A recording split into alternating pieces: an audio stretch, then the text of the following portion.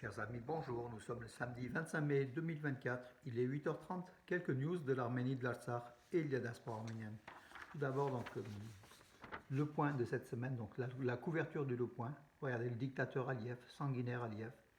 Bien sûr, pour ingérence donc, en Nouvelle-Calédonie, ingérence dans les affaires de la France. Donc voilà, à l'exemple anciennement Kadhafi qui le faisait. Aujourd'hui, c'est le dictateur Aliyev qui remplace Kadhafi.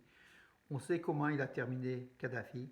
Attention Aliyev, tu vas aussi peut-être terminer comme lui un de ces jours, tout simplement. Voilà donc le dictateur Aliyev. Le point qu'il faut acheter, parce qu'il y a un dossier de Guillaume Perrier sur justement ce qu'il a fait en Artsakh, au Karabakh, et puis cette dictature azérie, en fait, qui essaye de faire du mal à la France, puisque la France est l'ami de l'Arménie, et donc Bakou essaye de contrer Paris à tous les niveaux, avec des indépendantistes donc, en Nouvelle-Calédonie, en Guyane, en Corse, voilà, donc tout ça pour embêter le Macron, la France, qui est l'ami de l'Arménie, tout simplement, voilà. Donc le point de cette semaine, il faut l'acheter, mes amis. Pourquoi? Parce qu'en fait, le point, à chaque fois on parle à chaque fois qu'il est à faire de l'Arménie, donc il y a des dossiers importants, et même les couvertures, regardez, donc c'est en couverture, c'est important de l'acheter tout simplement pour dire merci et pour encourager ces hebdomadaires qui parlent de l'Arménie. Il y en a très peu. Donc il y a le Figaro Magazine et il y a Le Point qui régulièrement évoque donc les Arméniens pour pas qu'ils soient oubliés, tout simplement. Donc à nous aussi, nous avons un rôle justement de les aider en achetant, en diffusant ces hebdomadaires qui parlent de l'Arménie. Voilà. C'est en kiosque cette semaine, hein, depuis jeudi, donc voilà, prenez-le si vous voulez lire ce week-end. Très bonne lecture. En plus, d'une pierre deux coups, vous aurez aussi encouragé un hebdomadaire dont Valérie Touragnan est la rédactrice en chef et Franz-Olivier Gisbert, l'un des éditoriaux, des amis de l'Arménie, bien évidemment. Et voilà, vous aurez fait une bonne œuvre, en tout cas, par la lecture de Le Point cette semaine. En même temps, en aidant aussi donc, la rédaction encore à les encourageant à en faire davantage pour l'Arménie et les Arméniens. En tout cas, merci. Voilà, un renard et ses petits ont été trouvés dans une école, bon c'est un fait divers, hein, dans une école à Tachir, dans la région de Lori, au nord de l'Arménie, qui est à côté de la Géorgie en fait. Hein, voilà. À peine par contre les pompiers sont arrivés, le renard et ses enfants, ses petits, avaient disparu de cette école, donc une école maternelle. Hein, voilà, donc ça veut dire aussi que les renards s'approchent de plus en plus des humains. Hein, donc actuellement, c'est ce qu'on observe dans le monde. Tout simplement peut-être parce que dans la nature, ils ne trouvent pas ce qu'il faut, et puis ou peut-être qu'ils commencent à s'approcher de plus en plus donc pour la nourriture tout simplement, et peut-être peut-être dans quelques siècles, ils vont être à l'exemple des chiens hein, qui ont été tout doucement donc apprivoisés.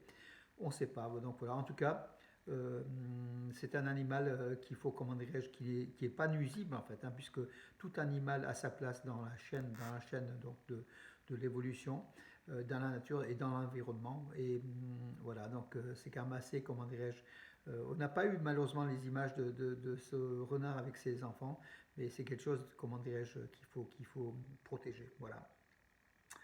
La NSS d'Arménie, les services de sécurité nationale d'Arménie, assure la protection de certaines parties des villages de Belkaper, pardon, de Voskepar, Baranis et Girans dans la région de Tavouche. Voilà, donc en fait, sur à peu près 2 mois, donc les bornes frontalières ont été effectuées, donc sur à peu près 2 mois, il y aura un service de, comment dirais-je, pas d'urgence, mais un service provisoire des gardes frontières arméniens qui ont été déployés dans cette région du Tavouche. De l'autre côté, donc en Azerbaïdjan, donc dans la région de Kazakh, c'est la même chose. Donc voilà, donc on verra si la paix peut réellement revenir. En tout cas, les villageois de Kirans ont eu le mal donc, de céder une partie du village aux Azéris qui passent donc de l'autre côté de la frontière. Certains ont brûlé leur maison ou leur atelier, tout ce qu'ils avaient construit au cours de ces 30 dernières années. Voilà, donc c'est avec un cœur gros que malheureusement ils ont dû quitter donc leurs habitations afin que Pachinian puisse respecter son traité de paix avec l'Azerbaïdjan et céder à l'Azerbaïdjan. Donc là, donc ces terres qui sont arméniennes, hein, voilà. Voilà. Les premiers ministres, les vice-premiers ministres d'Arménie, donc d'Azerbaïdjan et d'Ouzbékistan n'ont pas, pardon, les premiers ministres d'Arménie, de l'Azerbaïdjan et de l'Ouzbékistan n'ont pas assisté à la session du Conseil de la CI à Ashgabat. Donc voilà, donc ça montre peut-être aussi un petit froid par rapport à la Russie ou que ce Conseil de la CI, ça correspond un petit peu moins peut-être aux attentes de ces capitales. En Arménie, donc une équipe arméno-japonaise d'archéologues a découvert l'une des premières colonies d'éleveurs, donc les villages d'éleveurs, hein, des petits villages d'éleveurs de bétail, il y a plus de 10 000 ans sur le site de Lernagor, c'est je crois dans la région d'Armavir ou d'Ararat en tout cas, ou d'Arakazon, en tout cas c'est la partie qui est à côté du mont Ararat, hein, en fait, à l'ouest d'Erevan, à peu près au nord-ouest d'Erevan.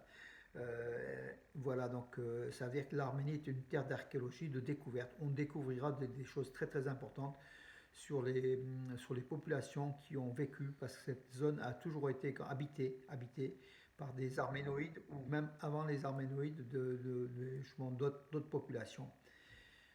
Fait important, l'ambassadeur de Russie en Arménie, donc il a été rappelé à Moscou. Il a été rappelé à Moscou, Sergei Koperkin, voilà, pour consultation. Ça montre le front entre Yerevan et Moscou, donc c'est peut-être une forme de la Russie qui n'a pas été contente du tout que Nicole Pachinian, le Premier ministre arménien, ait affirmé qu'il y avait deux pays donc, de l'OTSC qui ont agi contre l'Arménie, lors de la guerre de 44 jours en Artsakh, sans les citer. Moscou se sent visé, bien évidemment c'est la Russie. Et le second pays, sans doute, c'est la Biélorussie. Voilà, donc les deux pays qui ne citent pas, on les connaît. Donc Russie, Biélorussie sans doute. Voilà, puisque l'Ukraine, je crois, n'y était pas dans cette partie-là. Donc ça a froissé Moscou qui demandait des explications à Pachinian qui n'en a pas donné. Mais Moscou comprend très bien, est en situation sait que les Arméniens aujourd'hui ont compris que l'allié stratégique n'a pas joué son jeu. On a perdu l'Artsakh à cause de la Russie qui n'a pas joué son jeu, bien évidemment. Peut-être aussi, il ne faut pas remettre toujours sur les autres, peut-être à cause de nous aussi, hein, voilà. Peut-être de nos dirigeants, voilà, qui ont aussi mal géré, peut-être qu'ils auraient dû reconnaître la République de l'Artsakh dès le départ.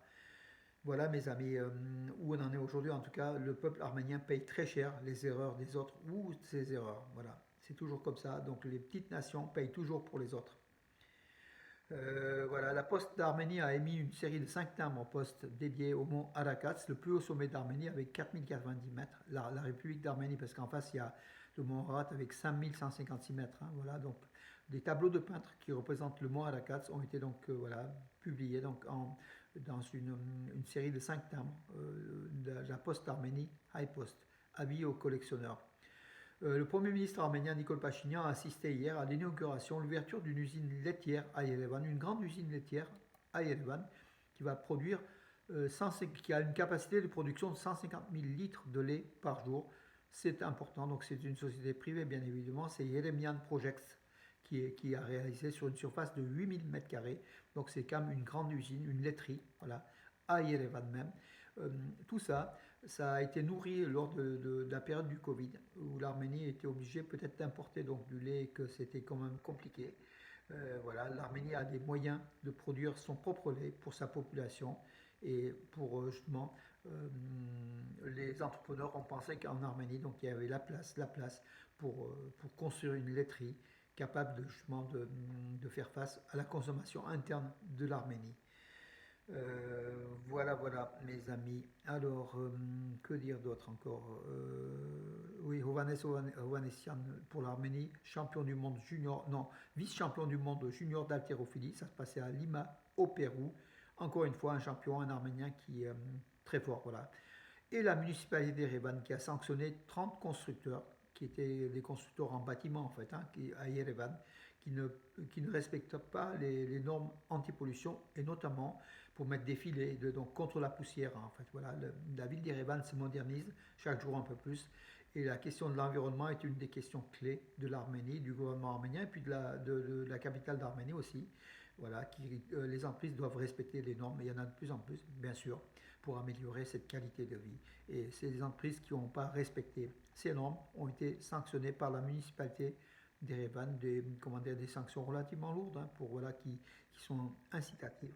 Voilà, les constructeurs doivent aussi tenir compte de cela, des normes de pollution, surtout à Yerevan, où la poussière peut être importante et peut gêner la population, les 1 300 000 habitants de la capitale arménienne. Donc hier soir, conférence de Véronique Martin donc, sur Aivazovski, le peintre arménien de Russie, de Crimée, du 19e siècle. Il est mort en 1900 en fait. Il a vécu entre 1817 ou 1900, non pardon, oui 1817 et 1900.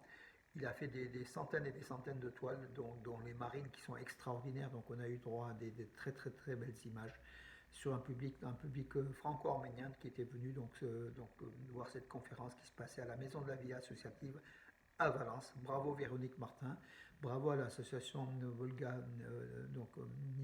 Volga Niva, euh, qui nous a donc gratifié de cette belle conférence. Voilà. Voilà mes amis, écoutez, j'en ai terminé. Je cherchais s'il y avait deux, trois autres actualités pour meubler un petit peu mon temps, puisque là j'ai dépassé les 10 minutes, mais je crois que c'est suffisant pour aujourd'hui. Je vous donne rendez-vous à demain et bonne journée mes amis.